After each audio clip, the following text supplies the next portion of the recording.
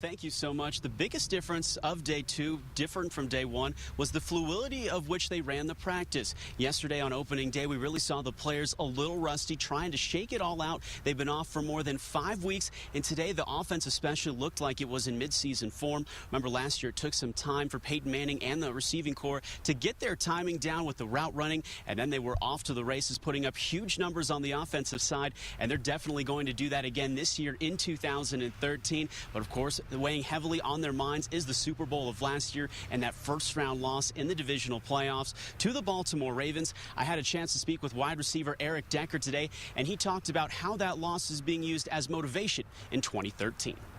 You know, last year it wasn't just the weather. It was we didn't play good football. We let one slip away. So we know that we remember that game. You know, you got to forget about it. You got to move on. But it is a scar. You know, it's something that fuels your fire and makes you motivated every day to come out here and be the best and win that championship, because that's what this game's about.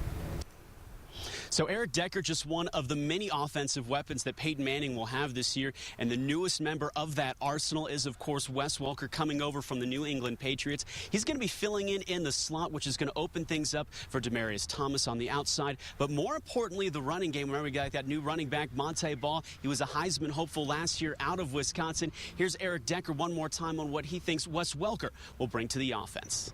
Dynamic player, and obviously everyone knows that he's caught 100-plus balls for the last 6, 7 years, whatever it is. And he's a guy you have to watch out for because he's so good in the slot. And that's just going to open us outside, and I think it should open our running game. And that's what we need to do, is complement our passing game with a good running game. And again, that's what makes a good offense. And, of course, the other big news is Ryan Clady signed that big offensive deal. Remember, he's the left tackle of this team. However, he's going to miss the first 2 weeks of training camp, suffering from a strained right shoulder. So we'll keep you updated on his status, as well as the status of Von Miller. Remember, he has that pending suspension, possible, tested positive for a banned substance for the second time in his career. So if that all shakes out, he could lose up to 4 games to start the season, could come back in week 5. But again, we'll get you the updates on that as soon as that becomes available. Claire Brandon's going to be back later in the show, talk about Sylvester Williams, the first-round pick of the Broncos in 2013. But for now, Christina, I'm Josh Moser, reporting live from Broncos training camp here at Dove Valley. I'll send it back inside.